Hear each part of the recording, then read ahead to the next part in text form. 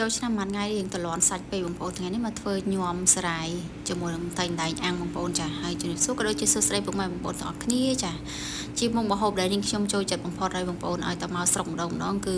ចូលចិត្តទិញស្រាយយកមកញោមដោយសារតែយើងខែក្តៅអញ្ចឹងណានាងខ្ញុំចូលចិត្តញោមស្រាយដោយសារតែយើងញ៉ាំស្រាយនេះវាត្រជាក់ក្នុងបងប្អូនចាធម្មតារបស់នៅក្នុងបាតសមុទ្រយើងញ៉ាំទៅវាល្អដល់សុខភាពចាហ្នឹងហើយត្រជាក់ក្នុងអីអញ្ចឹងណាបងប្អូនចា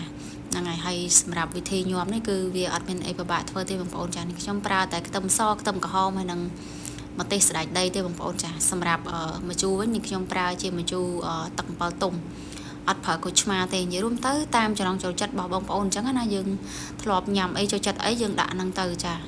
ហើយសម្រាប់គ្រឿងក្រៅវិញគឺនេះខ្ញុំប្រើអំបិលស្ករប៊ីចេងគឺហើយនឹងទឹកថៃម្សៅស៊ុបបន្តិចទៅបងប្អូនគឺឆ្ងាញ់ហើយក៏បានបន្ថែមជាមួយនឹងទឹកដោះគោខាប់បន្តិចដែរបងប្អូនចាដោយសារតែយើង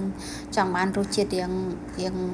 ផ្អែមឈ្ងុយអញ្ចឹងណាបងប្អូនចាប៉ុន្តែវាមិនជាផ្អែមប្រហែលទេបងប្អូនចាមកល្មមឆ្ងាញ់តែម្ដងចាសម្រាប់មុខម្ហូបមុខនេះបងប្អូននិយាយពីថាឆ្ងាញ់អើយឆ្ងាញ់តែខ្ញុំអត់ដឹងថាអ្នកទាំងអស់គ្នាបងប្អូនទាំងអស់គ្នាគេចូលចិត្តដូចខ្ញុំអត់ទេតែសម្រាប់នាងខ្ញុំវិញគឺចូលចិត្តថាយើងញោមហើយអញ្ចឹងទៅអង្គុយញ៉ាំលេងអត់ញ៉ាំបាយក៏បានដែរបងប្អូនចាចូលចិត្តញ៉ាំទៅរៀងច្រប់នៅជាប់មាត់ឲ្យឈ្ងុយស្ដាយដីបងប្អូនអូនិយាយពីថាឆ្ងាញ់យើងផ្សារផ្សំគ្រឿងក្រៅរួចហើយយើងមកធ្វើការច្បល់លាយចូលគ្នាបងប្អូនចាកុំភ្លេចភ្លុកផងតែខ្ញុំភ្លុកទេរៀងស្ទើផ្អែមបន្តិចបងប្អូនចាក៏បន្ថែមជាមួយទឹកដោះគោខាប់បន្តិចទៅឲ្យវាមានរសជាតិឈ្ងុយឆ្ងាញ់អញ្ចឹងណាបងប្អូនចាឥឡូវញ៉ាំឲ្យយើងគឺបានរួចរាល់ហើយមិនចេញឆ្ងាញ់ទាំងអស់គ្នាបាយជាមួយខ្ញុំបងប្អូនថ្ងៃនេះបានហើយញ៉ាំស្រាយបងចូលចិត្តញ៉ាំស្រាយវាចាក់ក្នុងផងស្រាយសមុទ្រញ៉ាំលេងក៏ឆ្ងាញ់ដែរ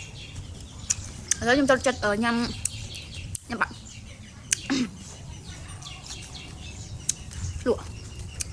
ម្ទេសចិត្តញ៉ាំលេងអញ្ចឹងបងឆ្ងាញ់ជាតិ